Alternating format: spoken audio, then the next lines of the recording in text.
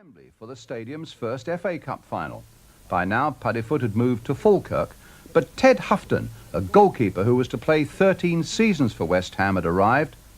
George Kay, a wonderful centre-half, came from Belfast Celtic, and he eventually became Liverpool's manager and won the 1947 championship for them. The legendary goal scorer Vic Watson, he'd cost £50 when signed from Wellingborough, and he scored over 300 goals for West Ham and later Southampton. Sid Bishop was a talented wing-half, and Jack Tresidden was a partner in the half-back line.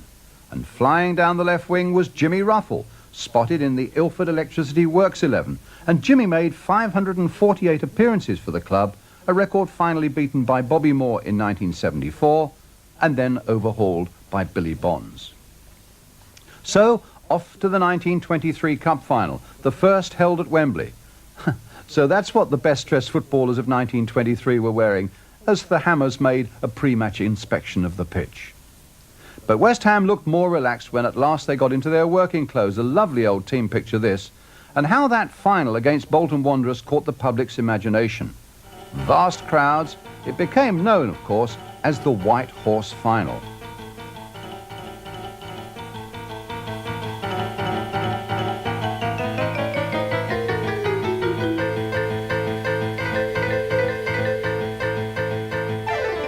West Ham lost it 2-0. The players received no bonus, their usual £8 wage packet, but they went on that youngster called Murray, who had curly hair that looked like a sea of bubbles. In 1932, Charlie Painter took over as team manager, but he couldn't prevent West Ham being relegated that season. Even so, the newsreel cameras came down to West Ham to see Charlie and his men. Through the 1930s, the fans still had their favourites in this great family club. Joe Cockcroft made 263 appearances. Charlie Bicknell, 149. The ambulance men were kept busy. Here comes the coroner. Spurs came out first in their white shirts. The spectators were much more dressy. And here comes West Ham. West Ham won the toss. Spurs kicked off to a game that was full of fun as well as football. It was what you might call a rousing game, and it certainly roused the spectators. Spurs were the first to score, through Morris. Soon afterwards, Spurs got a second, through Sargent. Just before half-time, Spurs were guilty of an infringement, and West Ham scored a penalty goal through Macaulay.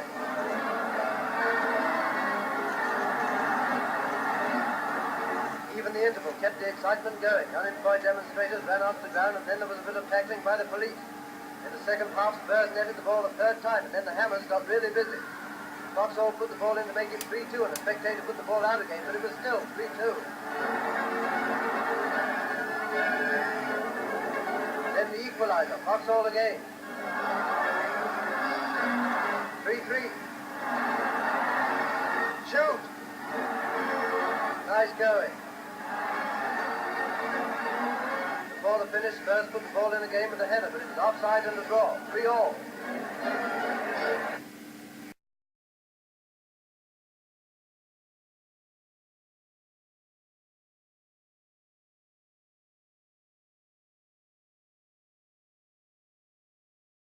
And went to Wembley next. It was June 1940. Dunkirk had just been evacuated, the Battle of Britain was about to begin, but West Ham had business in that famous old stadium against Blackburn Rovers in a wartime replacement of the FA Cup. The kick-off is at 6:30. West Ham are expected to win, and they hardly disappoint their fans. Right from the start, they seem to have that little extra brilliance, which puts them just on top of the hard-working, energetic Blackburn Rovers. But right from the start, it's a grand game. Time and again, West Ham attack with short passes down the centre.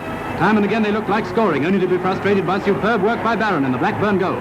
But always there's the threat of one of those West Ham drives breaking through. And after 35 minutes, one does, to put West Ham 1 up.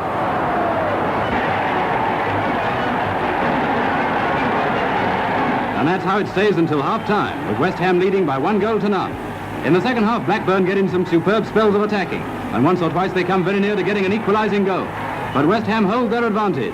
And the first cup final of this war comes to the usual roaring end, with Mr. Alexander presenting the cup to West Ham United.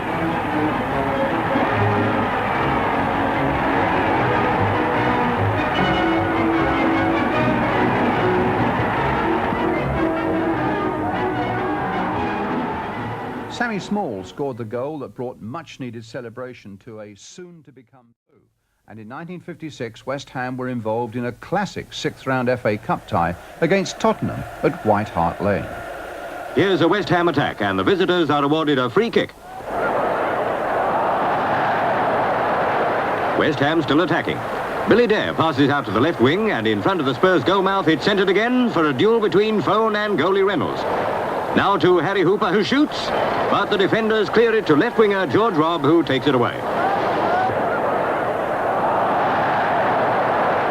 West Ham's right wing Hooper passes to John Dick.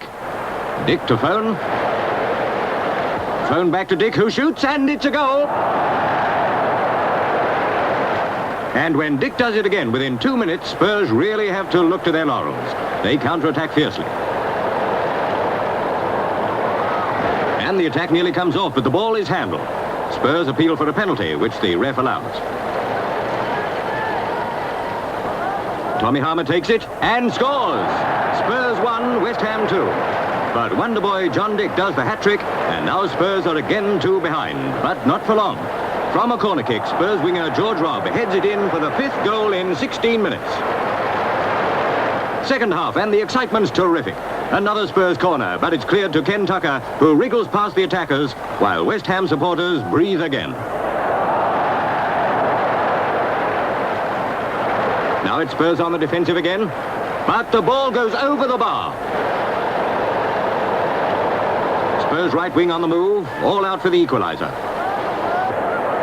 And from Robb's pass, Len Dukeman bangs it home. Sadly for West Ham, Spurs won the replay 2-1 at Upton Park. But the seeds of success